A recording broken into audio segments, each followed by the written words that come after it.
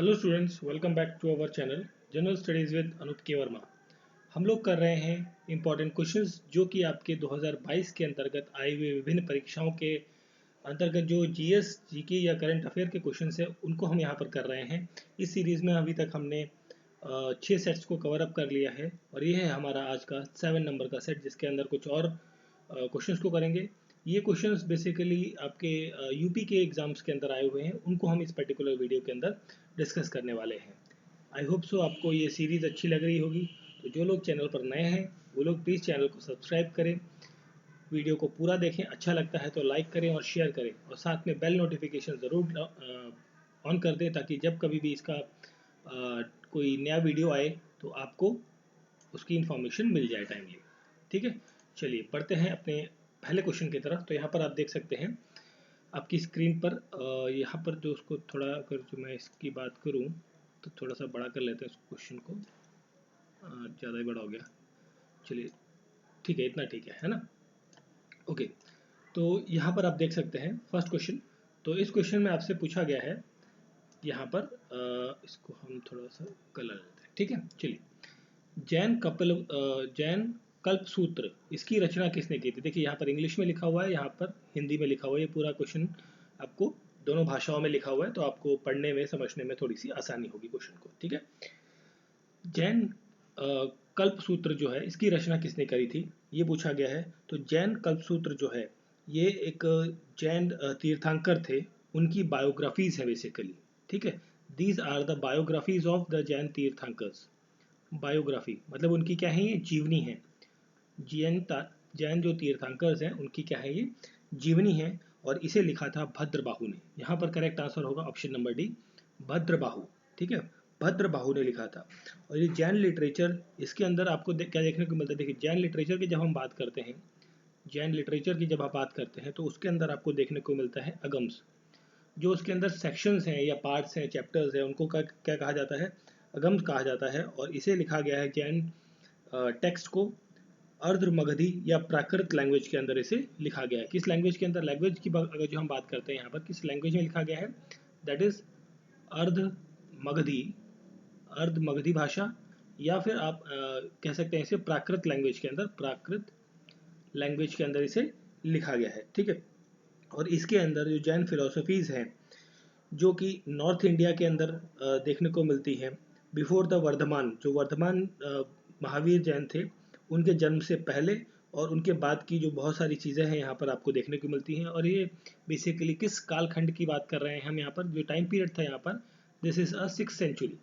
ठीक है, 6th century BC में महावीर, जिन्हें हम महावीर जैन के नाम से जानते हैं या वर्धमान के नाम से जानते हैं, उनका क्या होता है? जन्म होता है 6th सेंचुरी के अराउंड में।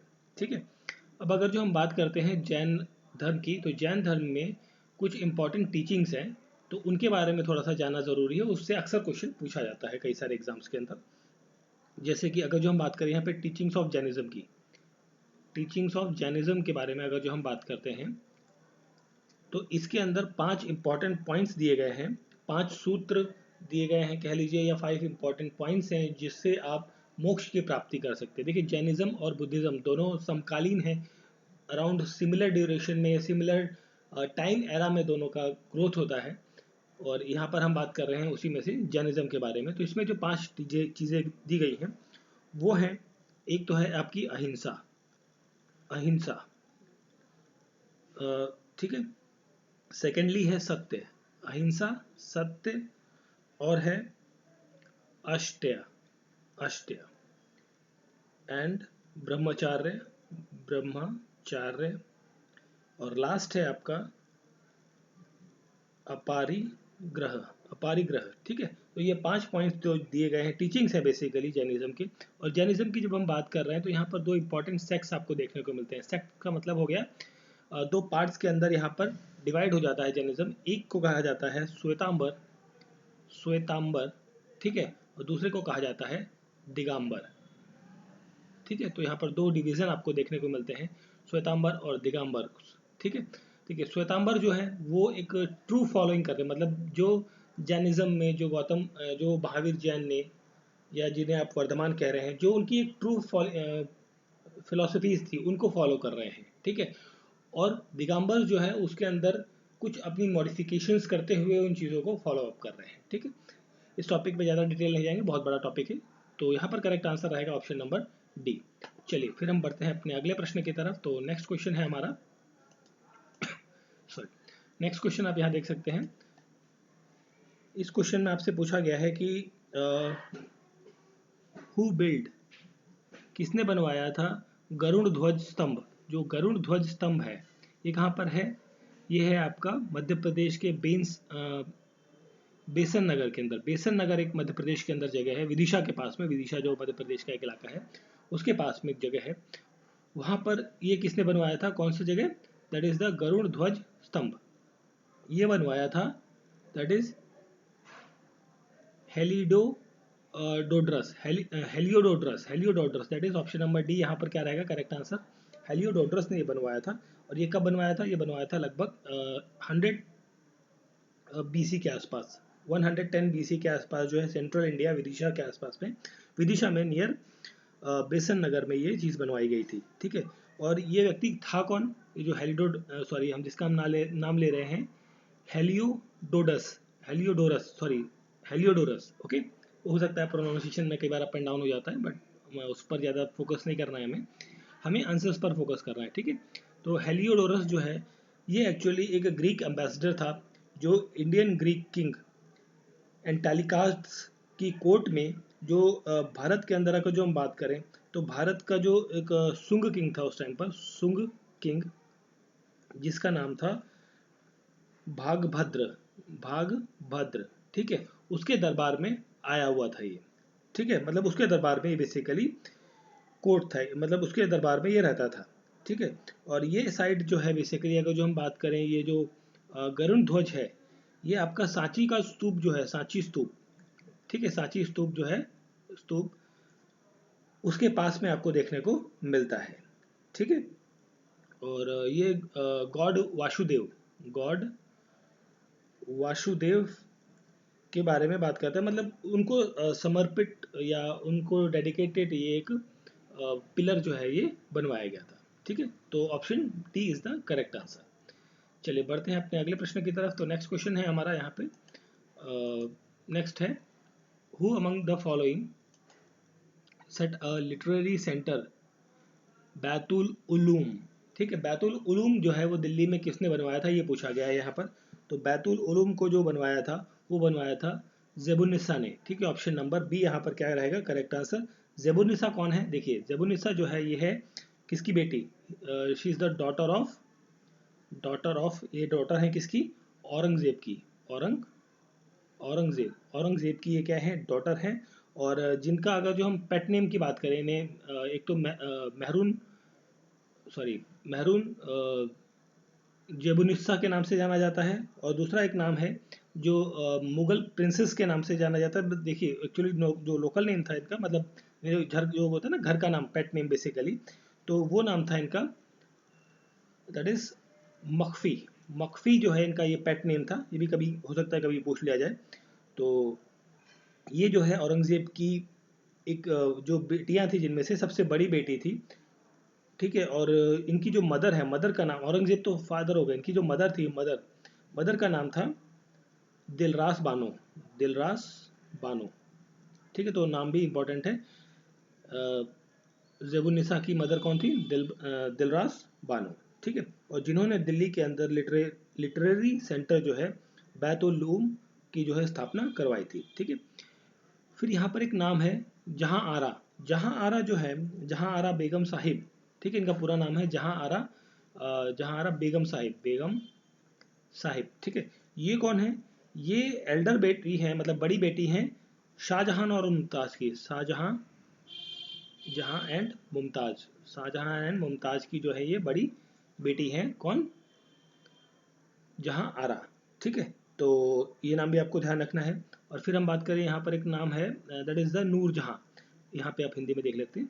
नूरजहाँ जो है ये एक बेसिकली अगर जो है बात करें, नूरजहाँ को एक टाइटल दिया गया, मतलब एक नाम से बुलाया जाता था। वो नाम था आपका that is queen of melody, या फिर आप इसे जो इंग्लिश में कहें तो आप कह सकते हैं मल्लिकाए तरन्नुम, मल्लिकाए तरन्नुम के नाम से इन्हें बुलाया जाता था। ठीक है, इनको जाना जाता था बेसिकली नूर जहाँ को।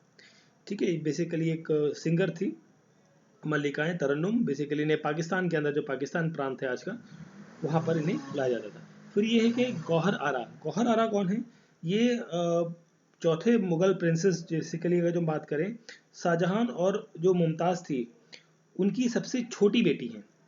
ठीक है, गौहर आरा जो है शाहजहां और मुमताज़ की सबसे छोटी बेटी हैं, और सबसे बड़ी कौन है? वो है जहां आरा। देखिए दोनों में आरा आरा लिखा हुआ है ना, तो ये दोनों, ये सबसे बड़ी बेटी और ये सबसे छोटी बेटी, तो इस तरीके से इनको ध्यान रखना है। तो क्वेश्चन का करेक्ट आंसर हो गया जेबुन निसा। चलिए बढ़ते हैं अपने अगले प्रश्न की तरफ। तो नेक्स्ट क्वेश्चन है हमारा, जस्ट मिनट,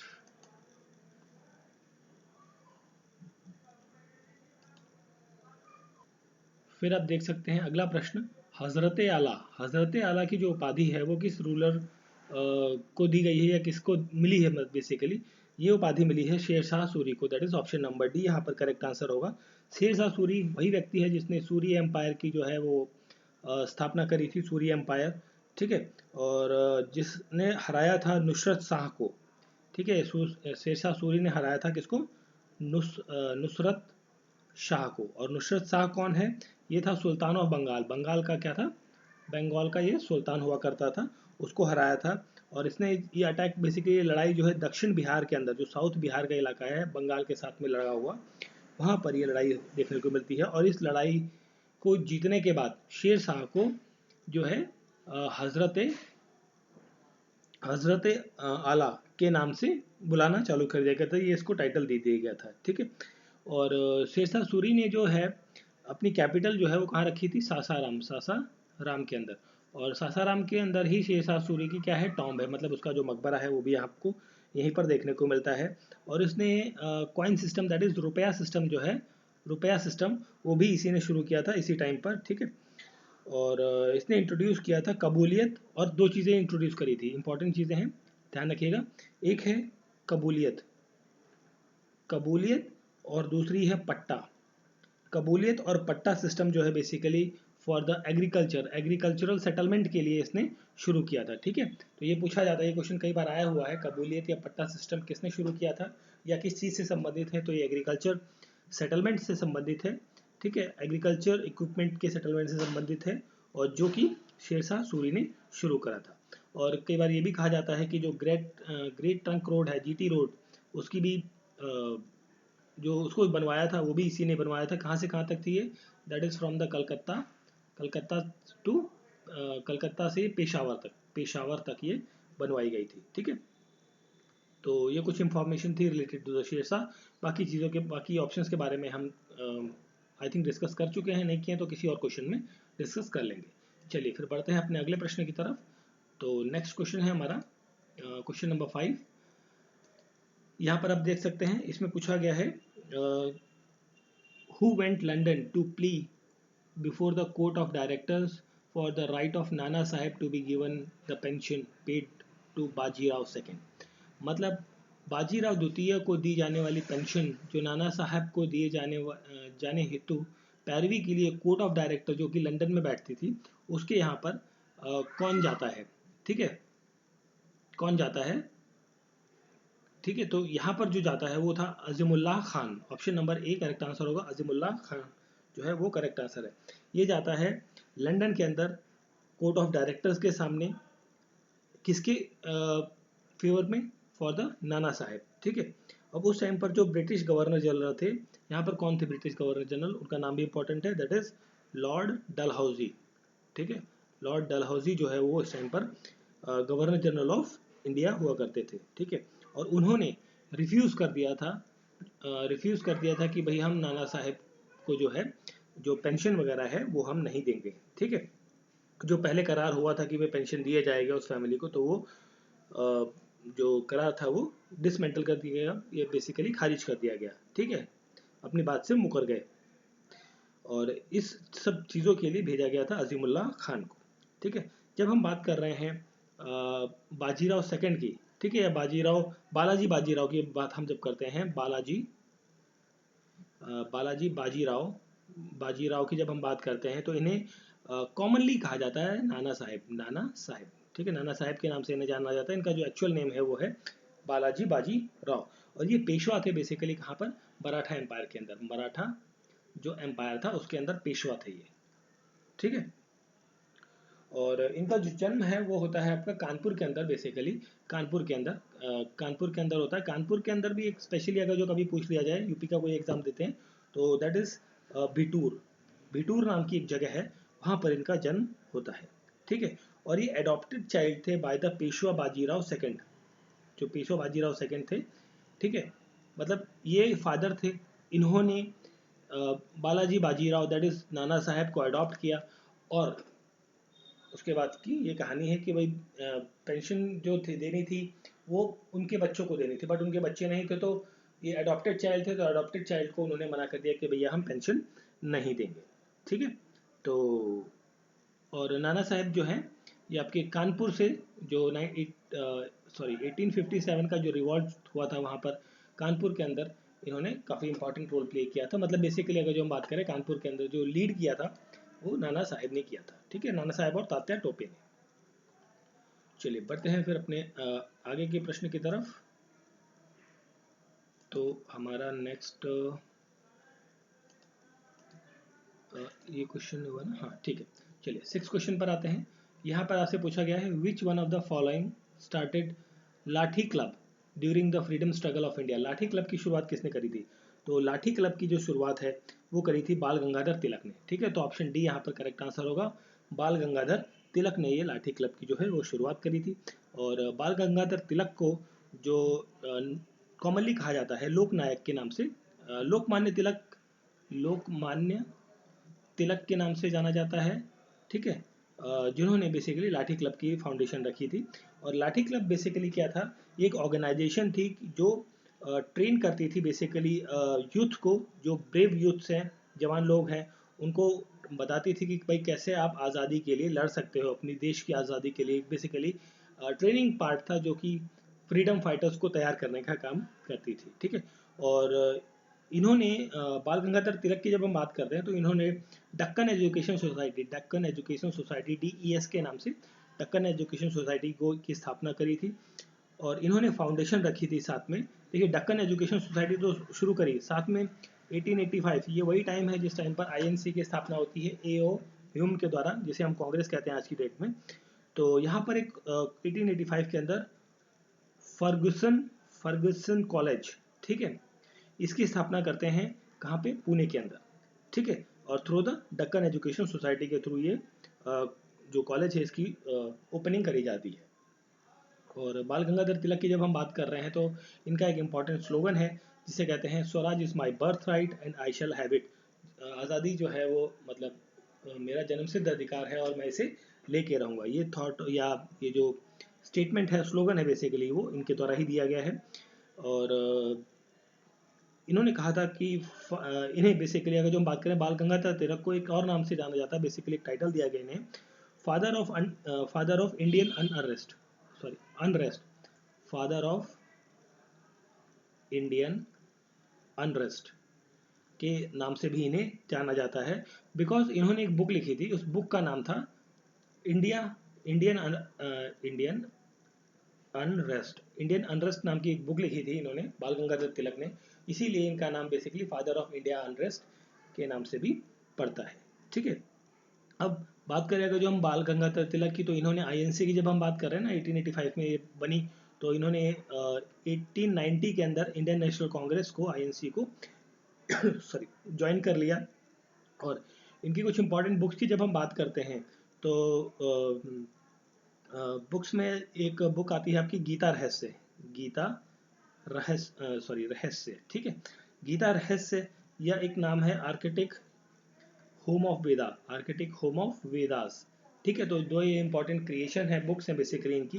तो और he is the part of Lal Bal Pal, एक वर्ड है आपने डेफिनेटली सुना होगा बचपन से हमेशा, लाल बाल और पाल, ठीक है, लाला लाजपत राय, बाल गंगाधर तिलक और बिपिन चंद्र पाल। तो ये तीनों लोग हैं, मतलब ये जो 3 पाल्स हैं बेसिकली, ठीक है। तो बेसिकली जो कहा जाता है ना कि ट्रायो है, एक तरीके से तिगड़ी है, तो इन तिगड़ियों में से एक हैं बाल गंगाधर तिलक, ठीक है। और इनके द्वारा 2 पेपर भी पब्लिश किए गए, 2 इंपॉर्टेंट हैं, 2 न्यूज़पेपर हैं। एक का नाम था आपका, इसको थोड़ा साफ कर लेते हैं फिर लिखते हैं, ठीक है। Correct answer option number D. तो पेपर्स की जब हम बात कर रहे हैं, यहाँ पर इन्होंने जो पेपर्स लिखे, एक था पेपर केसरी, ठीक है। और केसरी जो है वो मराठी लैंग्वेज के अंदर पेपर था, मराठी लैंग्वेज के अंदर पेपर था। और दूसरा न्यूज़पेपर था इनका मराठा, ठीक है। अब मराठा पेपर तो मराठी में नहीं होगा, this is in English language, English language के अंदर ये पेपर पब्लिश करते थे, ठीक है। तो 2 न्यूज़पेपर थे इनके, तो ये याद रखने हैं आपको। और इनके द्वारा जो बुक लिखी गई है, गीता रहस्य and architect home of the Vedas, ये आपको ध्यान रखना है। तो ये कुछ इंपॉर्टेंट चीज़ें हैं बाल गंगाधर तिलक के बारे में, ठीक है। तो आई होप सो क्वेश्चंस का ये पॉइंट आपको क्लियर हो गया होगा। बहुत सारे, अगर जो हम इन सभी के बारे में करते रहे तो 1 घंटा तो इसी में निकल जाएगा, हर एक व्यक्ति के बारे में, ठीक है।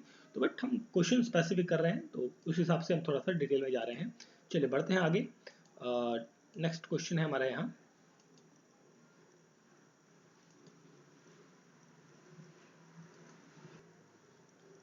तो देखिए आपका नेक्स्ट क्वेश्चन है, central Hindu college eight Banaras was established by. देखिए सेंट्रल हिंदू कॉलेज जो है वो बनारस के अंदर जो किसने शुरू किया था, ये शुरू किया गया था, आपको लग रहा होगा मदन मोहन मालवीय, नहीं, इसका करेक्ट आंसर होगा एनी बेसेंट। यहाँ पर लगाया भी हुआ है मदन मोहन मालवीय, इन्होंने बिल्कुल, इनका नाम एसोसिएटेड है बीएचयू से, जिसे आप बनारस हिंदू यूनिवर्सिटी कहते हैं। बट जो सेंट्रल हिंदू यूनिवर्सिटी है बनारस के अंदर, उसकी स्टैब्लिशमेंट में मेन रोल रहा है, वो रहा है एनी बेसेंट का। ऑप्शन बी यहाँ पर करेक्ट आंसर रहेगा, ठीक है। एनी बेसेंट ने इस स्कूल की जो स्थापना करी थी, दैट इज इन 1898 के अंदर शुरू करा था इसको, स्कूल को। और 1916 में, देखिए ये तो स्टार्ट हुआ था इस डेट में, ठीक है, स्टार्ट हुआ था ये। उसके बाद अगर जो हम बात करें 1916 के अंदर, 1916 के अंदर ये कॉलेज जो है थोड़ा सा डेवलप होता है। मतलब पहले क्या था, स्कूल बना था, स्कूल बनने के बाद ये बन जाता है BHU, that is Banaras Hindu university, 1916 में। देखिए 1898, मतलब यहाँ से लेकर यहाँ तक का 18 साल का लगभग टाइम पीरियड था, उस टाइम पे ये स्कूल था। उसके बाद 18 साल के बाद एक ये विश्वविद्यालय के नाम पे बनता है, और ये यूनिवर्सिटी बनाते हैं कौन, मदन मोहन मालवीय, ठीक है। तो मतलब स्कूल तो एनी बेसेंट ने बनाया था, बट जो BHU यूनिवर्सिटी की है उसकी स्थापना मदन मोहन मालवीय के द्वारा की जाती है, ठीक है। अब यहाँ पर स्कूल की बात कर रहे हैं, तो स्कूल से रिलेटेड एक इम्पॉर्टेंट फैक्ट है कि यहाँ पर जो एक व्यक्ति थे जिनका नाम था डॉक्टर आर्थर रिचर्डसन,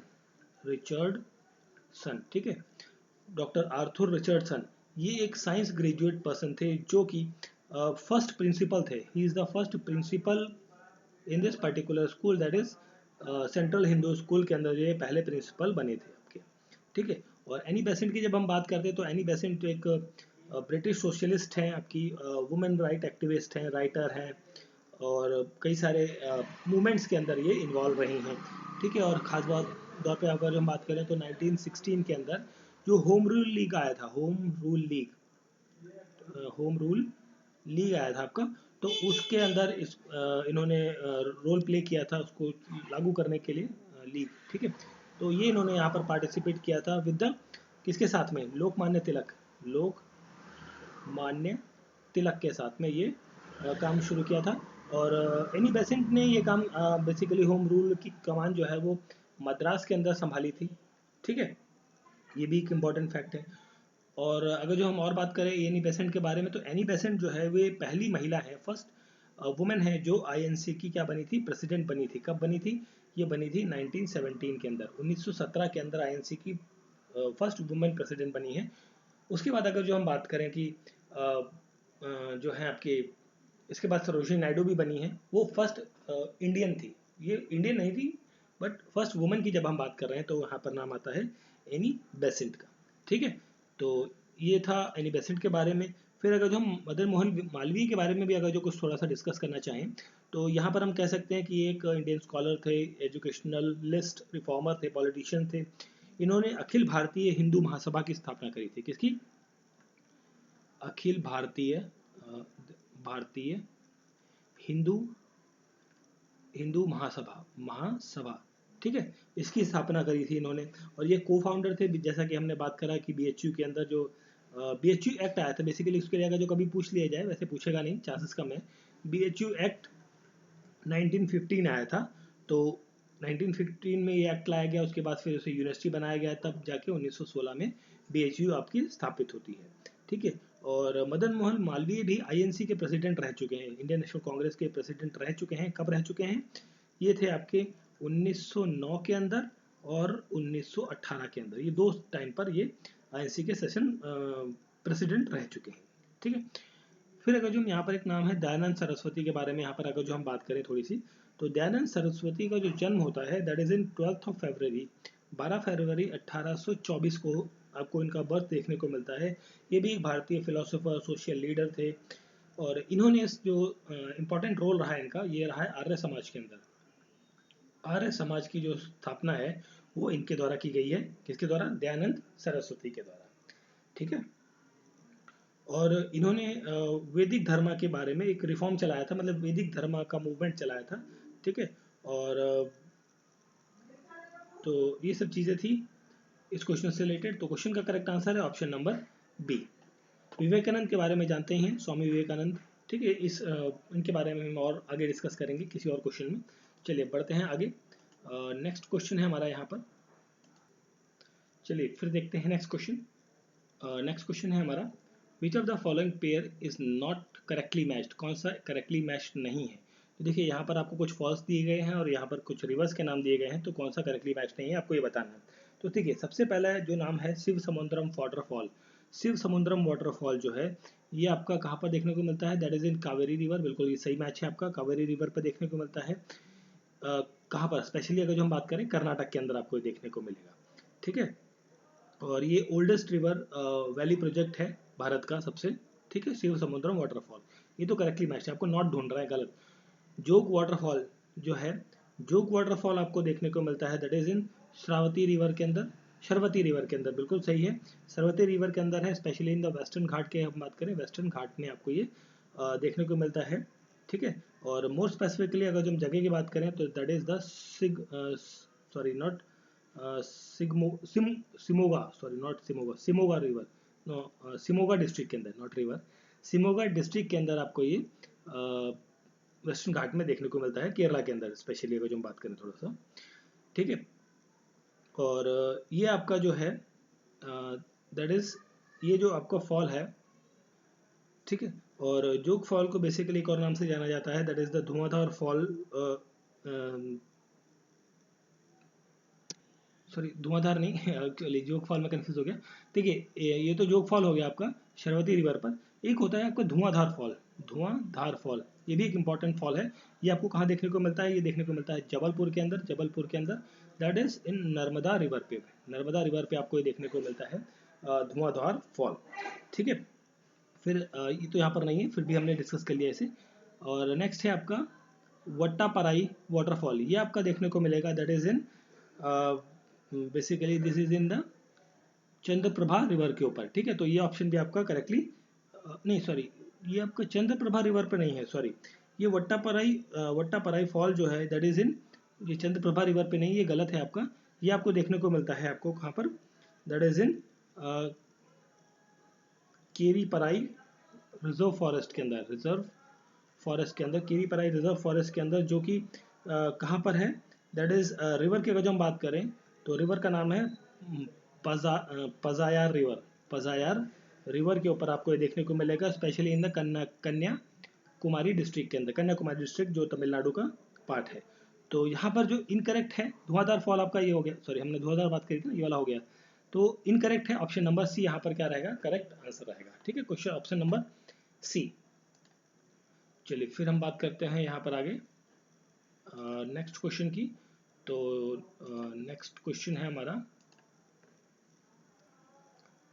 तो आप देख सकते हैं यहाँ पर, with reference to the black soil which of the following statement is correct. आपको काली मिट्टी के संदर्भ में दो तीन स्टेटमेंट दी गई हैं, आपको बताना है कौन से स्टेटमेंट यहाँ पर सही है, कौन सी गलत है। तो ब्लैक मिट्टी जो है, काली मिट्टी जो है वो रेगुलर सॉइल कहलाती है, बिल्कुल सही है। रिच है iron, lime and calcium and potash के अंदर, बिल्कुल सही है। तो दोनों स्टेटमेंट आपकी यहाँ पर क्या है? सही है। तो करेक्ट आंसर हो जाता है बोथ 1 and 2 आर करेक्ट। काली मिट्टी को रेगुलर सॉइल भी कहा जाता है, ठीक है। और ये एक्चुअली मोस्टली जो आपका डेक्कन प्लेटू वाला पार्ट है, डेक्कन प्लेटू वाला पार्ट, प्लेट्यू वाला पार्ट है वहाँ पर आपको देखने को मिलता है। स्पेशली अगर जो हम बात करें किन किन स्टेट्स के अंदर ये आपको ब्लैक मिट्टी ब्लैक सॉइल देखने को मिलेगी, that is in Andhra Pradesh के अंदर मिलेगी आपको, गुजरात के अंदर देखने को मिलती है, दैट इज़ इन एमपी के अंदर आपको भी कुछ एरियाज़ में, महाराष्ट्र के एरिया में और तमिलनाडु के एरियाज़ में, मतलब इन 5 स्टेट्स में ज़्यादातर ये आपकी ब्लैक सॉइल जो है वो स्प्रेड आउट है, फैली हुई है। और ये ब्लैक सॉइल जो है बेसिकली किसके लिए बहुत ज़्यादा उपयोगी है, that is for the production of cotton. Cotton production के लिए बहुत ज़्यादा उपयोगी आपको ये सॉइल मिलती है देखने को, ठीक है।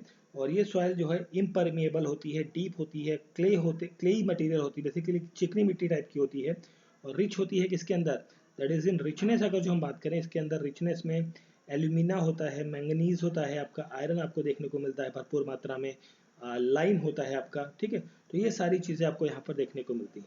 बट कॉटन के साथ साथ ये आपका ज्वार और वीट की प्रोडक्शन के लिए और लिंसीड की प्रोडक्शन के लिए भी ये काफ़ी ज़्यादा इम्पॉर्टेंट है, या अच्छी सॉइल देखने को मिलती, सॉइल मानी जाती है ब्लैक सॉइल, ठीक है। ब्लैक सॉइल को ब्लैक कॉटन सॉइल के नाम से भी जाना जाता है। नेक्स्ट क्वेश्चन है हमारा, तो इस क्वेश्चन में पूछा गया है, देखिए, which are one of the following state in India has the maximum number of tribal districts as per the India State Forest Report 2019। पुराना क्वेश्चन है, मतलब पुराना इसी साल का ही है, 2022 में ही क्वेश्चन आया हुआ है, तो बट पूछा थोड़ा सा 2 साल पहले का है। तो यहाँ पर उसके अकॉर्डिंग 2019 की रिपोर्ट के अनुसार से ट्राइबल पॉपुलेशन सबसे ज़्यादा किस स्टेट के अंदर बेसिकली देखने को मिलती है। तो इस रिपोर्ट के अनुसार जो फॉरेस्ट सर्वे ऑफ इंडिया की रिपोर्ट है, और ये रिपोर्ट बेसिकली पब्लिश कौन करता है, ये बेसिकली रिपोर्ट आती है under the ministry of environment, forest and climate change, ठीक है। शॉर्ट में लिखा है मैंने, ministry of forest, environment, forest and climate change इसके अंतर्गत आती है। और ये रिपोर्ट कहती है कि जो टोटल फॉरेस्ट कवर है, ठीक है, in the tribal district is the 37.54% of the total geographical area. जो जितना भी भारत का जोग्राफिकल एरिया है उसका लगभग 37.54% वो आपका किसके अंदर कवर होता है, that is the forest, this area is the forest cover area, ठीक है। भारत में इतने प्रतिशत जो लैंड है वो फॉरेस्ट का है आपका पूरे देश के अंदर। अब इस रिपोर्ट में अगर जो हम इन आपके जो ये है ना, इसको थोड़ा क्लीन करके फिर बात करते हैं, इन स्टेट्स के बारे में बात करें, यहाँ पर जो ट्राइबल पॉपुलेशन की बात करें, ठीक है, जो नंबर ऑफ डिस्ट्रिक्ट्स जिनके अंदर ट्राइबल पॉपुलेशन बहुत ज़्यादा देखने को मिलती है, तो नागालैंड के अंदर हम बात करें अगर जो, तो यहाँ पर 15 डिस्ट्रिक्ट्स के अंदर देखने को मिलती है ट्राइबल पॉपुलेशन। और मिज़ोरम के अंदर हम फिर बात करें 11 डिस्ट्रिक्ट्स के अंदर है, मेघालय के अंदर आपके 12 डिस्ट्रिक्ट्स हैं, एंड मणिपुर के अंदर है 16 डिस्ट्रिक्ट्स, ठीक है। तो यहाँ पर पूछा है किस डिस्ट्रिक्ट के अंदर सबसे ज़्यादा है, किस आई मीन स्टेट के अंदर, तो मैक्सिमम आपको यहाँ पर देखने को मिल रहे हैं मणिपुर के अंदर। तो क्वेश्चन का करेक्ट आंसर हो जाता है ऑप्शन नंबर डी, ठीक है। ऑप्शन नंबर डी जो है, मणिपुर के अंदर सबसे ज़्यादा ट्राइबल डिस्ट्रिक्ट्स आपको देखने को मिलते हैं 2019 की इस रिपोर्ट के अनुसार, ठीक है। चलिए बढ़ते हैं अपने अगले प्रश्न की तरफ। तो सॉरी, ये वाला क्वेश्चन हो चुका था, फिर हम बात करते हैं अगले क्वेश्चन की। तो यहाँ पर आप देख सकते हैं मैच ऑफ द फॉलोइंग है, सॉइल्स दी गई है और कौन से स्टेट्स में ये पाई जाती हैं सॉइल्स, आपको ये बताना है, ठीक है। तो सॉइल्स के बारे में है, तो यहाँ पर करेक्टली नॉट है ना, नॉट करेक्टली मैच है, मतलब कौन सा करेक्टली मैच नहीं है। देखिए टेक्स्ट बुक का आपको दिख रहा होगा लोगो, पेपर मैंने वहीं से लिया है तो वहीं से क्रॉप करके डाला हुआ है। तो नॉट करेक्टली मैच आपसे पूछा गया है यहाँ पर। तो देखिए अलूवियल सॉइल जो है, अलूवियल सॉइल आपको स्पेशली अगर जो हम बात करें अलूवियल सॉइल की, तो अलूवियल सॉइल जो है वो इंडो गैंगेटिक, जो इंडो गैंगेटिक एरिया है, गंगा का जो प्लेनी मैदान का एरिया है, जो north UP, Bihar, West Bengal, Jharkhand वाला, ठीक है, ये एरिया है, वहाँ पर आपको ज़्यादातर अलूवियल सॉइल आपको देखने को मिलती है। स्पेशली अगर जो मोर स्पेसिफिकली और बात करें, जैसे शुरुआत इसकी पंजाब से होती है, पंजाब, हरियाणा, यूपी, बिहार, वेस्ट बंगाल, असम, ठीक है, और या कुछ पार्ट ऑफ गुजरात का भी हम बात करें, तो वहाँ पर भी आपको एलुवियल सॉइल आपको अच्छी मात्रा में देखने को मिलती है। और ये सॉइल बेसिकली गंगा रिवर और ब्रह्मपुत्रा के द्वारा जो सैंड है, जो पहाड़ों से लाकर थ्रू द सेडिमेंटेशन प्रोसेस, उसके द्वारा ये बनती है। और ये सॉइल जो है, इसे 2 कैटेगरीज में बेसिकली आगे डिवाइड किया गया है। अलुवियल सॉइल को कहा जाता है खादर सॉइल, ठीक है, खादर सॉइल कहा जाता है, खादर कहा जाता है न्यू एल्यूवियम को, न्यू एलुवियम सॉइल को खादर कहा जाता है, और एक वर्ड होता है बांगर, बांगर कहा जाता है ओल्ड एलुवियल सॉइल को, ओल्ड एलुवियल सॉइल को क्या कहा जाता है, बांगर कहा जाता है। ठीक है, तो ये आपका उत्तर प्रदेश में है, बिल्कुल सही मैच है, नॉट करेक्टली पूछा है आपसे। ब्लैक सॉइल की जब हम बात करते हैं यहाँ पर, ठीक है, तो ये तो मैच हो गया ठीक। ब्लैक सॉइल जो है आपका ये रेड सॉइल होता है या रेड इन कलर होता है, बिकॉज क्योंकि इसके अंदर जो है आयरन ऑक्साइड, आयरन का जो ऑक्साइड्स हैं बहुत प्रचुर मात्रा में देखने को मिलते हैं। और इस तरीके की जो सॉइल है ये मोस्टली आपका छोटा नागपुर प्लेटू, जो छोटा नागपुर प्लेट्यू है वहाँ पर आपको देखने को मिलता है, उड़ीसा के अंदर देखने को मिलेगा, या ईस्टर्न छत्तीसगढ़ वाला इलाका है वहाँ देखने को मिलता है। और ये इस तरीके की जो सॉइल है रेड सॉइल टाइप की, तो ये आपका वीट, राइस और मिलेट पल्सेस के लिए काफ़ी ज़्यादा उपयोगी है, जिसके अंदर आयरन कंटेंट बहुत ज़्यादा होता है। ठीक है, तो यहाँ पर आपसे पूछा गया था ठीक है, तो मतलब छोटा नागपुर प्लेटू दैट इज, इसके अंदर आपका महाराष्ट्र वाला एरिया भी थोड़ा सा कवर अप हो रहा है। ठीक है, तो ये भी आपका मैच बनता है। लेटराइट सॉइल जो है यहाँ लिखा हुआ है ब्लैक, सॉरी हमने क्या बात करी, मैं हमने एक्चुअली, एक minute, okay, sorry sorry sorry sorry, इस क्वेश्चन को थोड़ा सा एक मिनट दोबारा से करते हैं, थोड़ा सा गड़बड़ हो गया, एलुवियल तक तो ठीक था, इसके बाद मैंने एक्चुअली रेड बोल दिया ना, रेड सॉइल की जब हमने बात कर ली, सॉरी फॉर दिस, गड़बड़ हो गई, ऊपर नीचे हो गया थोड़ा सा, कोई बात नहीं। रेड सॉइल की जब हम बात कर रहे थे ना, रेड सॉइल, तो रेड सॉइल की जितनी भी चीज़ें थी वो आपकी तमिलनाडु पे यहाँ पर देखने को मिल रही हैं। ठीक है, तमिलनाडु, ठीक है, तो आपका छोटा नागपुर प्लेटू और ये जो ईस्टर्न छत्तीसगढ़ या उड़ीसा वाला जो एरिया है, तो आपका उसमें कवर हो जाता है, तो ये भी मैच है आपका। फिर हम ब्लैक सॉइल की बात करते हैं, ब्लैक सॉइल के बारे में अभी हमने डिस्कशन कर ही लिया है। ठीक है, तो ये भी आपका महाराष्ट्र में है। तो लेटराइट सॉइल आपका बिहार के अंदर नहीं मिलता है, ये बिहार के अंदर बेसिकली अलुवियल सॉइल आपको देखने को मिलती है। ठीक है, अलुवियल सॉइल। लेटराइट सॉइल की जब हम बात करते हैं, यहाँ पे जो करेक्ट आंसर होगा क्वेश्चन का ऑप्शन नंबर सी होगा। ठीक है, ये सही कर लीजिए, और थोड़ा सा यहाँ पर ऊपर नीचे हो गया था जिसकी वजह से थोड़ा सा कन्फ्यूजन हुआ था, हमने कवर कर लिया है उसको, तो यहाँ पर सी ऑप्शन करेक्ट रहेगा। ठीक है, तो लेटराइट सॉइल जो है इसके बारे में अगर जो हम बात करें, तो ये आपको तमिलनाडु के अंदर, उड़ीसा के अंदर और कुछ पार्ट ऑफ छोटा नागपुर प्लेट्यू या मेघालय जो, या नॉर्थ ईस्टर्न पार्ट वाला जो रहेगा, तो वहाँ पर आपको देखने को मिलता है। ये reddish to yellowish in colour, मतलब थोड़ा सा रेड या फिर yellow, little bit yellowish in colour आपको देखने को मिलती है लेटराइट सॉइल। ठीक है, तो क्वेश्चन का करेक्ट आंसर है ऑप्शन नंबर सी। ठीक है, चलिए फिर हम बात करते हैं अपने अगले प्रश्न की। तो हमारा नेक्स्ट क्वेश्चन है, यहाँ पर आप देख सकते हैं HDI इंडेक्स के अनुसार, जो ह्यूमन डेवलपमेंट इंडेक्स है, देखिए करंट अफेयर का क्वेश्चन है, इसमें ज़्यादा हम नहीं जाएंगे क्योंकि देखिए पुराना क्वेश्चन है, तो अब डेफिनेटली इस साल या आगे में जो क्वेश्चन आएंगे उसमें 2020 का डाटा तो डेफिनेटली नहीं पूछा जाएगा, तो जो करंट में डाटा होगा वो आपको ध्यान रखना होगा यहाँ पर। तो इस क्वेश्चन का करेक्ट आंसर होगा ऑप्शन नंबर बी। 2020 के अनुसार जो है HDI ह्यूमन डेवलपमेंट इंडेक्स में भारत की रैंकिंग क्या थी, वो थी आपकी 131, और ये रैंकिंग कितने में ली गई थी, 189 कंट्रीज़ के साथ में ये वैल्यू ली गई थी। और भारत का जो पॉइंट था, इंडिया की जो पॉइंटिंग वैल्यू थी, पॉइंट था आपका इंडिया का 0.645 वैल्यू थी HDI वैल्यू।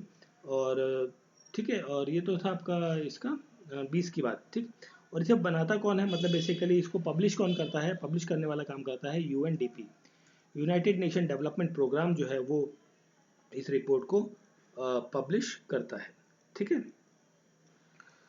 अब इसमें एक इम्पॉर्टेंट फैक्ट आता है कि जो ह्यूमन डेवलपमेंट इंडेक्स है, HDI इंडेक्स, इसको शुरुआत, इसका जो कॉन्सेप्ट है इसको किसने दिया था, इसको दिया था एक पाकिस्तान के एक व्यक्ति थे जिनका नाम था महबूब उल हक, महबूब उल हक। ये व्यक्ति कहाँ से थे, पाकिस्तान से। इन्होंने ये जो ह्यूमन डेवलपमेंट इंडेक्स है इसका जो कॉन्सेप्ट है वो दिया था। बेसिकली ये पाकिस्तान के कौन है, इकोनॉमिस्ट थे ये पाकिस्तान के, इन्होंने ये कॉन्सेप्ट दिया था। ठीक है, चलिए बढ़ते हैं अपने अगले प्रश्न की तरफ। तो हमारा नेक्स्ट क्वेश्चन है, who is called as architect of panchayati raj system in India. Bharat के अंदर पंचायती राज सिस्टम का जो आर्किटेक्ट है वो किन्हें माना जाता है, वो माना जाता है that is the BR Mehta, that is Balwant Rai Mehta. Option number C यहाँ पर करेक्ट आंसर होगा। ठीक है, BR Mehta is the architect of panchayati raj system.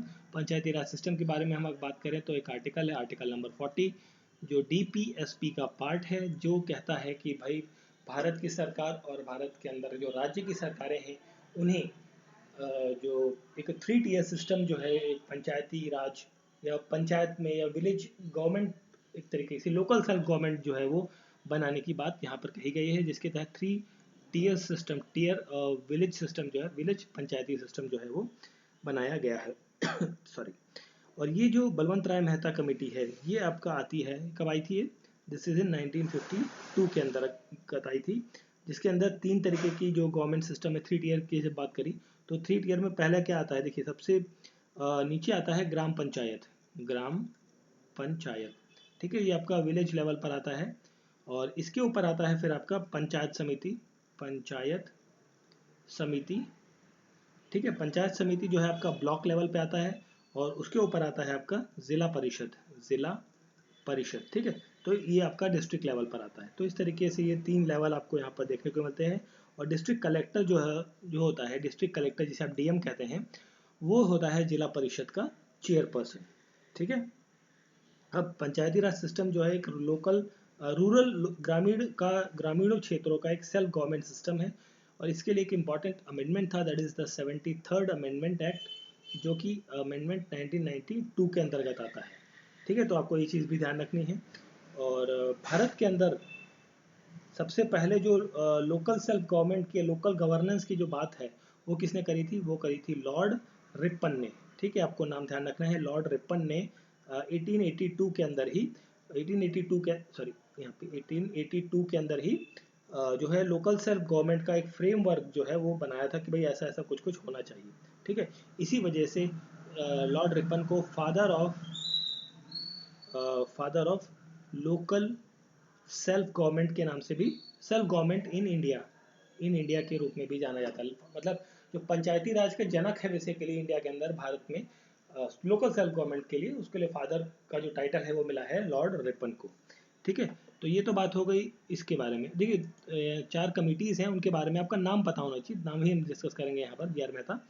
देखिए पंचायती राज सिस्टम से 5-6 कमिटीज़ हैं। एक तो एक होती है आपकी जी, ये आपका नाम लिखा होगा GVK Rao, GVK Rao committee, ये आपकी 1985 के अंदर आई थी, ठीक है, पंचायती राज सिस्टम से है। एक है LM सिंघवी, देखिए लिखा हुआ है ना, LM सिंघवी कमेटी, ये थी आपकी 1886 के अंदर। और फिर थी आपकी एक BR मेहता कमेटी, जो आपने हमने आंसर लिखा है मेहता कमेटी, ये आती है आपकी 1957 के आसपास में। और फिर हम बात करते हैं इसके बाद अशोक मेहता कमेटी, अशोक मेहता कमेटी, तो मेहता कमेटी, तो अशोक मेहता कमेटी जो थी 1977 में आती है। इसके बाद आती है आपकी थुंगन कमेटी, तो थुंगन कमेटी थी 1989 के अंदर, ठीक है। इससे पहले एक और कमेटी थी, हाँ इससे पहले एक और कमेटी थी, उसका नाम था दैट इज हनुमंथा, यहाँ पे लिख देता हूँ, हनुमंथा राव कमेटी, हनुमंथा राव कमेटी, ये आई थी आपकी 1883 के अंदर, ठीक है, 83, 85, देन इस तरीके से ये 6 कमेटीज़ हैं, इनके नाम आपको पता होने चाहिए। और किस साल में आई थी, गठित हुआ था बेसिकली इनका काम, तो ये भी आपको पता होनी चाहिए, ताकि कई बार क्रोनोलॉजी पे या मैच ऑफ द फॉलोइंग में ये क्वेश्चंस पूछ लिए जाते हैं, ठीक है। चलिए बढ़ते हैं फिर अपने अगले प्रश्न की तरफ। तो हमारा नेक्स्ट क्वेश्चन है यहाँ पर, ये हमारा हो गया था 40, ठीक है। तो अब नेक्स्ट क्वेश्चन है, नेक्स्ट क्वेश्चन पूछा गया है कि भैया ये जितने भी प्रोविजंस आपको दिए गए हैं बहुत सारे, कौन सी चीज़ कहाँ से ली गई है। तो DPSP की जब हम बात करते हैं, ये हमने लिया है कहाँ से, देखिए आपको नॉट करेक्टली नॉट है ना, तो कौन सा गलत है बताना है। ये आयरलैंड से लिया है बिल्कुल, और आयरलैंड से हमने देखिए और क्या क्या लिया है। चलिए पहले हम आंसर्स की बात कर लेते हैं, या चलिए देख ले साथ में देख ही लेते हैं ना, है ना। देखिए आयरलैंड से हमने DPSP का कॉन्सेप्ट लिया है, और साथ में हमने लिया है आयरलैंड से, एक मिनट इसको थोड़ा यहाँ से कर देते हैं। आयरलैंड से हमने DPSP तो लिया ही है, DPSP लिया है। राज्यसभा के अंदर जो मेंबर्स होंगे, नॉमिनेशन या basically nomination of Rajya Sabha members का जो प्रोसेस है वो हमने यहीं से लिया है। और मेथड ऑफ प्रेसिडेंट का इलेक्शन, जो राष्ट्रपति का इलेक्शन होगा उसका जो प्रोसेस होगा, उसका कॉन्सेप्ट भी हमने आयरलैंड से लिया है। जर्मनी से हमने क्या क्या लिया है, देखिए जर्मनी से हमने लिया है जर्मनी से हमने फंडामेंटल राइट्स के जो सस्पेंशन होगा, suspension of fundamental rights during the national emergency, वो कॉन्सेप्ट हमने कहाँ से लिया है, या नेशनल इमरजेंसी का जो प्रोविजन है वो हमने कहाँ से लिया है, बेसिकली कहाँ से लिया है, दैट इज द नहीं देखिए, नेशनल इमरजेंसी का प्रोविजन नहीं लिया है हमने, यहाँ से लिया है, यहाँ से हमने क्या लिया था, अभी हमने बात करी ना, यहाँ से हमने लिया था जो है suspension of fundamental rights during national emergency, ठीक है, वो कॉन्सेप्ट लिया है, ना कि इमरजेंसी का कॉन्सेप्ट लिया है, ठीक है। तो ये जो इमरजेंसी का कॉन्सेप्ट है ये आता है आपका कहाँ से, government of India act, government of India act 1935 का जो था ना, जो GOI 1935 करते हैं हम लोग, 60 to 70% आपका जो सारा मटेरियल है वो वहीं से लिया गया है। तो ये इमरजेंसी प्रोविजन हमने वहीं से लिया है, ठीक है, ना कि जर्मनी से लिया है। जर्मनी से हमने लिया है फंडामेंटल राइट्स का सस्पेंशन का प्रोसेस, फंडामेंटल राइट्स का सस्पेंशन का process during the national emergency, ठीक है। अब 1935 की बात आ गई, तो 1935 के अंदर से हमने क्या क्या लिया है, जैसे आपका फेडरल स्ट्रक्चर लिया है, ऑफिस ऑफ गवर्नर लिया है, जुडिशरी के बारे में लिया है, पब्लिक सर्विस कमीशन हो गया, एडमिनिस्ट्रेटिव डिटेल्स हैं, ये सारी चीज़ें हमने 1935 से ली है, ठीक है। तो नॉट करेक्ट पूछा गया था, तो आपका ऑप्शन नंबर बी यहाँ पर करेक्ट आंसर हो जाता है, ठीक है। तो करेक्ट आंसर तो मिल गया ऑप्शन नंबर बी। बाकी हम देख लेते हैं यूएसए से हमने क्या लिया है। तो देखिए यूएसए की बात करते हैं, तो यूएसए से हमने लिया है इम्पीचमेंट ऑफ प्रेसिडेंट के बारे में, या functioning of president and vice president का फंक्शन जो है, removal process of the supreme court and high court जजेस का जो है, फंडामेंटल राइट्स आपने यूएसए से लिए हैं, जुडिशियल रिव्यू जो है वो हमने लिया है, और इंडिपेंडेंस ऑफ जुडिशरी का जो कॉन्सेप्ट है वो भी हमने यहीं से लिया है, और एक और इम्पॉर्टेंट चीज़ ली है हमने यहाँ से, प्रियम्बल का जो कॉन्सेप्ट है वो भी हमने यहीं से लिया है यूएसए से।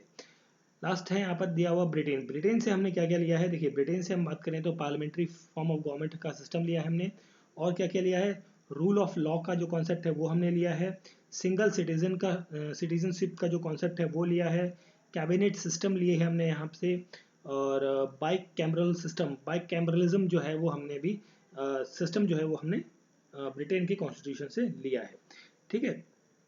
और ये था मतलब जो जो चीज़ें थी, ठीक है। तो जो जो ऑप्शंस में दिए थे उन सभी को हमने यहाँ पर मोटा मोटा डिस्कस कर लिया है कि जो जो चीज़ें हमने कहाँ कहाँ से बोरो करी है, ठीक है। चलिए बढ़ते हैं अपने अगले प्रश्न की तरफ। तो नेक्स्ट क्वेश्चन भी देख लेते हैं यहाँ पर।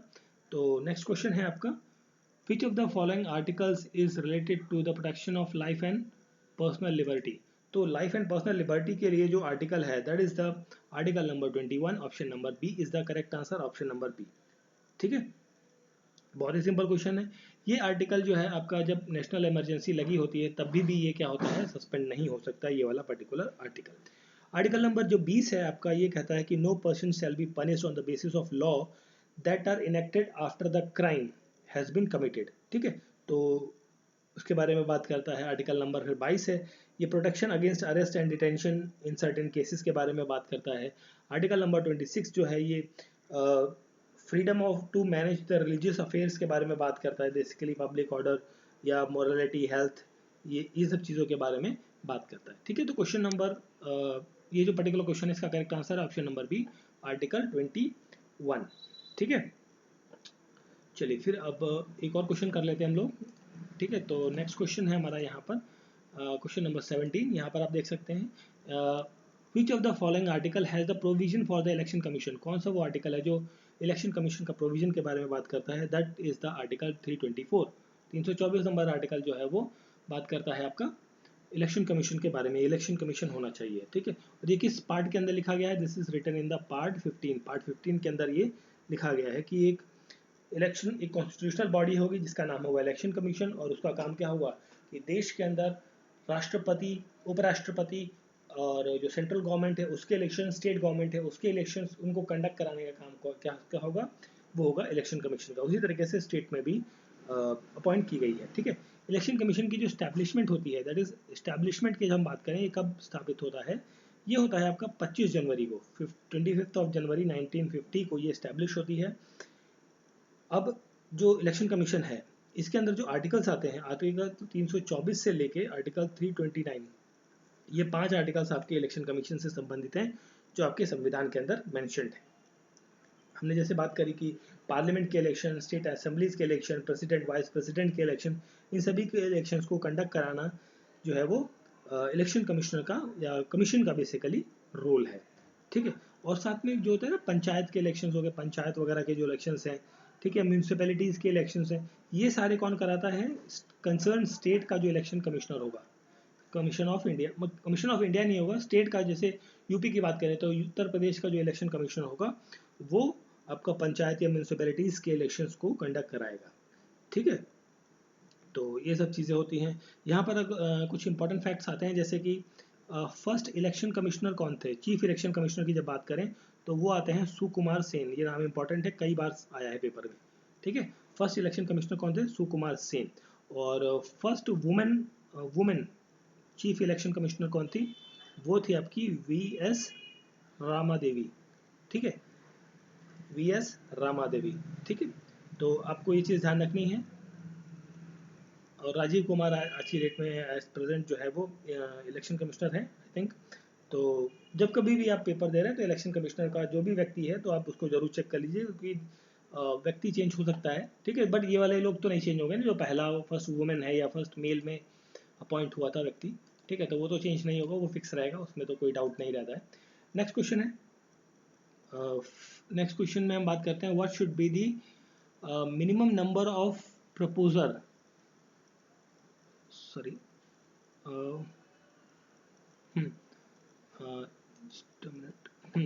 What should be the minimum number of proposer and seconders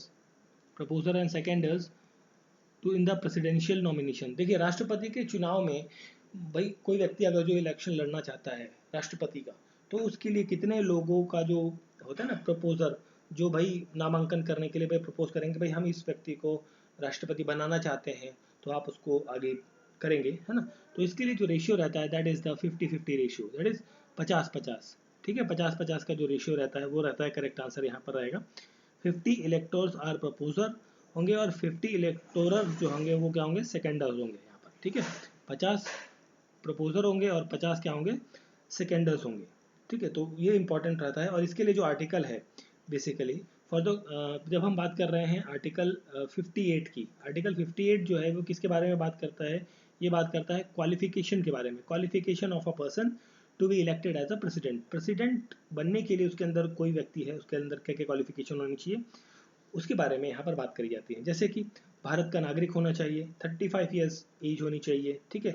और वो क्वालिफाइड होना चाहिए to be the member of the Lok Sabha, Lok Sabha का इलेक्शन लड़ने के लिए वो क्वालिफाइड होना चाहिए वो व्यक्ति, जो क्वालिफिकेशन लोकसभा मेंबर की होती है, ठीक है। और यहाँ पर एक आर्टिकल आता है दैट इज आर्टिकल 57 की जब हम बात करते हैं, तो आर्टिकल 57 जो है वो प्रोवाइड करता है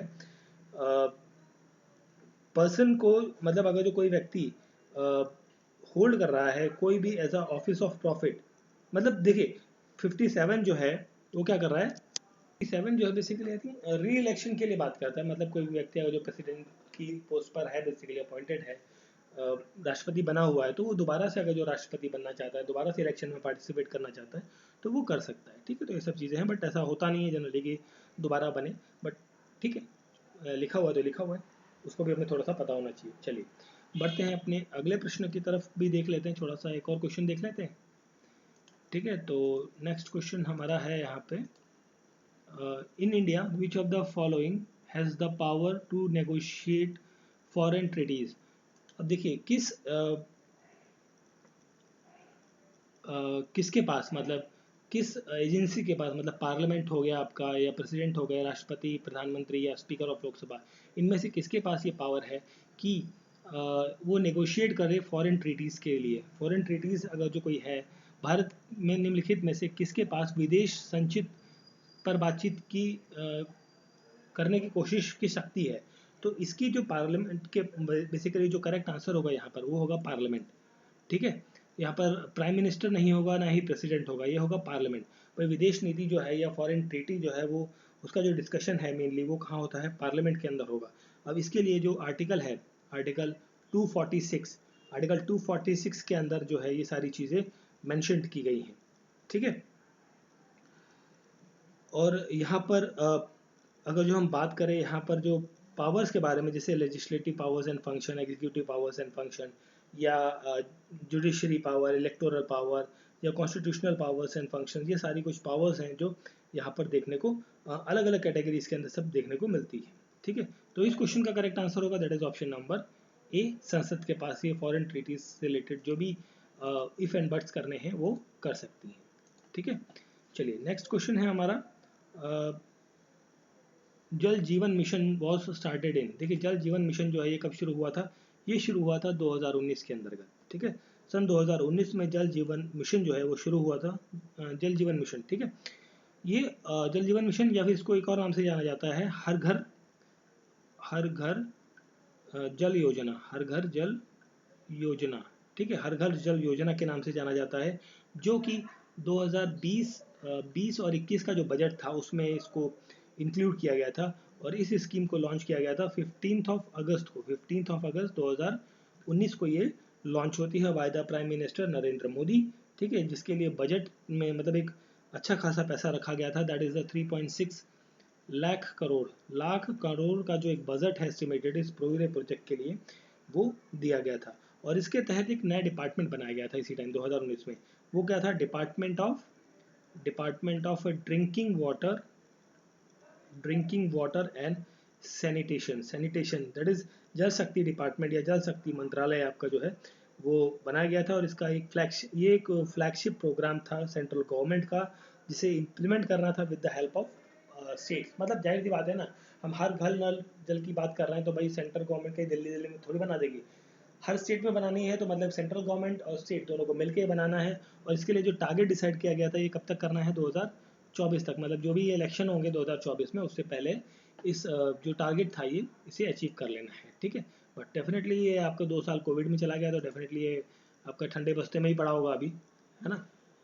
चलिए नेक्स्ट क्वेश्चन हम देख लेते हैं फटाफट। यहाँ पर आपका क्वेश्चन है the portal launch in August 2021 to create the national database of unorganised worker in India is known as. तो ये एक डाटाबेस प्रोग्राम था दैट इज ई श्रम के नाम से एक पोर्टल बनाया गया, जिसके अंतर्गत जो अनरजिस्टर्ड बेसिकली होता है ना, जिनकी जो डेली मजदूर होते हैं, जैसे आप जहाँ पर भी शहर वगैरह में रहते होंगे तो वहाँ पर एक कोई ना कोई नुक्कड़ ज़रूर होगा जहाँ पर क्या होता है कि जो लेबर्स हैं, है ना, डेली वेज कमाने वाले, वो लोग एक जगह इकट्ठा होते हैं सुबह के टाइम पर। मैंने दिल्ली में भी देखा है, हर जगह देखा है इसको। तो वहाँ पर वो लोग खड़े होते हैं और वहाँ से जिनको भी अपना कुछ डेली वर्क के लिए लेबर्स चाहिए होते हैं, कारपेंटर या मशीनरी वर्क के लिए या किसी भी अदर वर्क के लिए, तो वहाँ से उनको वो मॉर्निंग में बुलाते हैं और अपना काम पे चले जाते हैं। तो ये इस तरीके के जो लेबर्स होते हैं या वर्कर्स होते हैं ये अनऑर्गेनाइज होते हैं। ठीक है, मतलब इनका कोई ऑफिशियल डाटा जो है वो गवर्नमेंट के पास नहीं होता। उसके लिए इन्होंने गवर्नमेंट ने ई श्रम नाम का पोर्टल लॉन्च किया है। और कब किया था, दैट इज इन 26 अगस्त 2021 को ये लॉन्च किया गया था by the ministry of labour and employment ministry, जिसे अब शॉर्ट में अगर जो बात करें ना, MOLE। ठीक है, ministry of labour and employment ये कहा जाता है मोल को शॉर्ट में, है ना। तो इसके द्वारा ये लॉन्च किया गया था वेब पोर्टल। ठीक है, और ये वेब पोर्टल जो है ये बनाया था किसने, NDUW दैट इज NDUW क्या है यहाँ पर, नेशनल डाटाबेस अनऑर्गेनाइज्ड वर्कर। ठीक है, तो ये इस तरीके का एक प्रोग्राम बनाया गया था जिसके अंदर यूनिवर्सल अकाउंट नंबर बनेगा, मतलब एक श्रम कार्ड, है ना, जैसे श्रम कार्ड बनेगा। ठीक है, मतलब जैसे होता है ना कि आधार कार्ड एक नंबर बन गया कि भाई इस फलाने आधार नंबर का कोई एक व्यक्ति है, उसकी पूरी आइडेंटिटी पूरी डिटेल उसके साथ में है। उसी तरीके से यूनिवर्सल अकाउंट नंबर जिसे आप UAN कहते हैं बेसिकली, यहाँ पर जो श्रम कार्ड बनेगा किसी भी व्यक्ति का, उसके अंदर पूरी उसकी इन्फॉर्मेशन रहेंगी। उसके अंदर जो भी स्कीम्स है, स्कीम का बेनिफिट भी उसको उसी कार्ड के थ्रू जो है वो मिलता रहेगा। और इसके अंदर एक चीज़ रखी गई थी एक्सीडेंटल कवर की। ठीक है, वो जो कोई व्यक्ति श्रम कार्ड बनवाया है जो डेली वेजेस पे काम करता है, उसको 2 लाख का एक्सीडेंटल कवर जो है वो दिया जाएगा। ठीक है, on the case of death.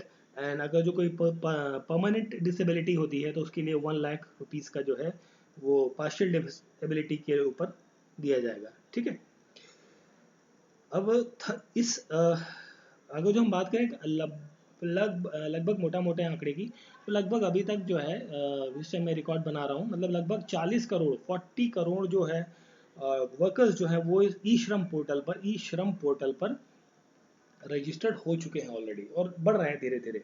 ठीक है, तो this was the question and option number C जो है यहाँ पर क्या रहेगा, करेक्ट आंसर रहेगा। ठीक है, चलिए फिर हम बात कर लेते हैं अपने कुछ और क्वेश्चंस की फटाफट।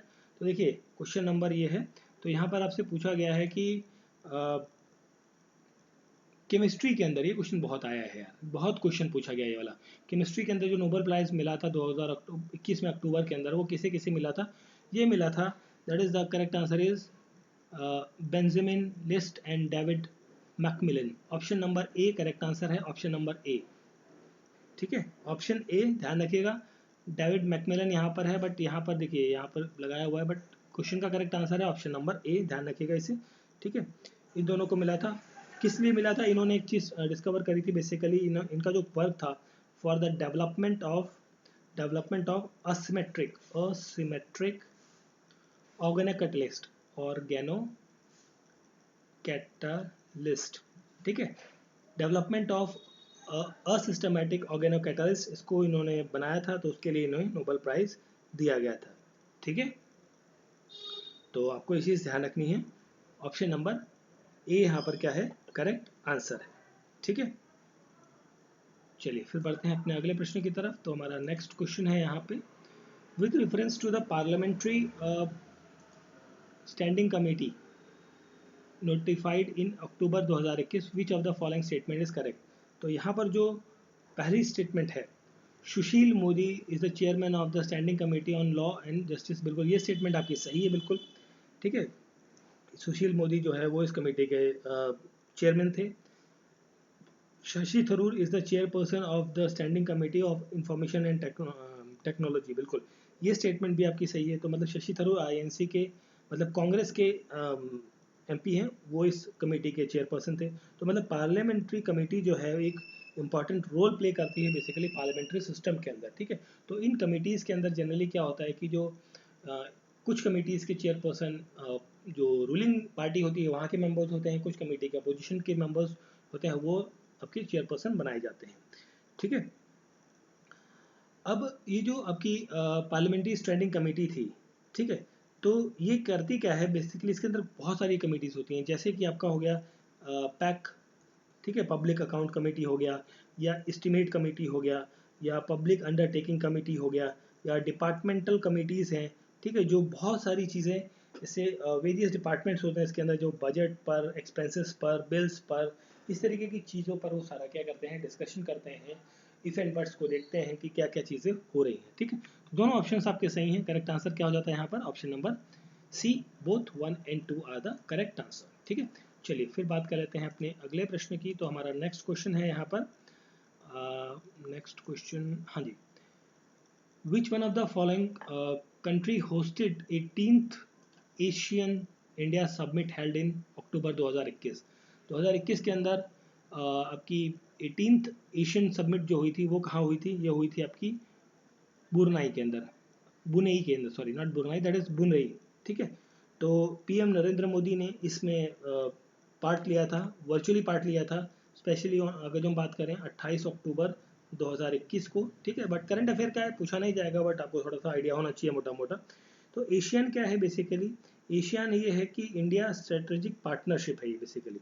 अगर जो हम फुल फॉर्म की बात करें यहाँ पर एशियन की, तो that is the association of south Asian Nations. ठीक है, that is the association of south east Asia Asian nation का ये क्या है? एक ग्रुप है। ठीक है, जो कि इकोनॉमिक यूनियन कैंपेन के बारे में बात करता है, जिसके अंदर 10 मेंबर कंट्रीज़ हैं इस पूरे ग्रुप के अंदर, 10 मेंबर्स हैं आपके इस पूरे ग्रुप के अंदर। ठीक है, तो 18वीं की जो सबमिट हुई थी, तो उसके बारे में पूछा गया था कहाँ पर हुई थी, मतलब होस्ट किसने किया था, आई थिंक ये पूछा था ना, हाँ। ठीक है, तो ये किया था इसने। ठीक, मेंबर कंट्रीज़ के बारे में अगर जो हम बात करें तो नाम देख लीजिए, आपको पूछा जा सकता है कई बार।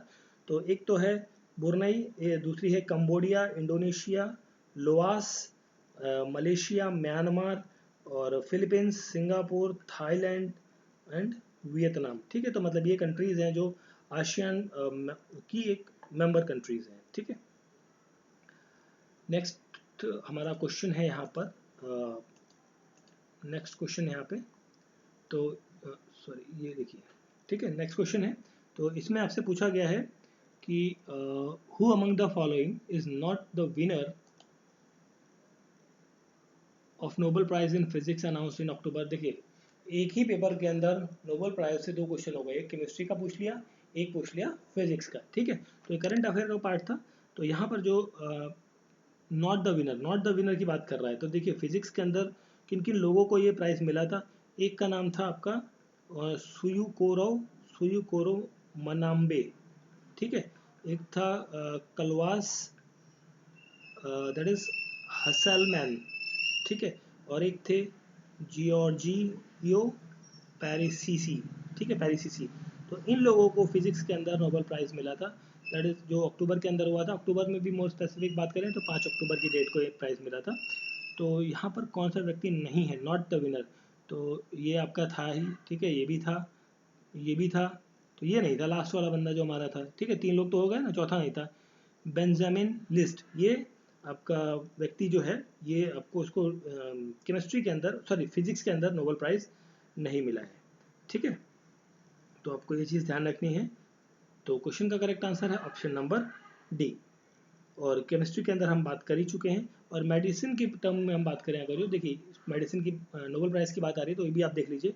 तो नोबेल प्राइज़ हम बात करें अगर जो, तो मेडिसिन की टर्म में, मेडिसिन का भी पूछा जाता है, 1-2 एग्जाम में मैंने देखा है मेडिसिन पे पूछा है। तो ये मिला है मेडिसिन में डेविड जूलियस, और अर्डेम पटो पोआटीन, ठीक है। हो सकता है मैं प्रोनाउंस प्रॉपरली ना कर पा रहा हूँ, बट आपको थोड़ा सा नाम सुना हुआ होगा या देखा होगा तो आप प्रॉपरली आंसर कर सकते हैं, ठीक है। तो ये थे हमारे कुछ क्वेश्चंस, आपके प्रीवियस ईयर क्वेश्चंस हैं बेसिकली हम बात कर रहे थे। ये पेपर था आपका, आई थिंक कौन सा पेपर था, this was the lecturer paper, ठीक है, लेक्चरर का पेपर था ये। लेक्चरर जो टेक्निकल आपका पॉलिटेक्निक कॉलेजेस थे यूपी के अंदर, ठीक है, उसका जो जीएस के क्वेश्चंस थे 25 क्वेश्चंस, उसको हमने यहाँ पे इस पर्टिकुलर वीडियो के अंदर थोड़ा सा कुछ एडिशनल इन्फॉर्मेशन के साथ में हमने डिस्कस किया है। आई होप सो वीडियो अच्छा लगा होगा, तो please like share and subscribe जरूर करें। मिलते हैं नेक्स्ट वीडियो में। Thank you for watching.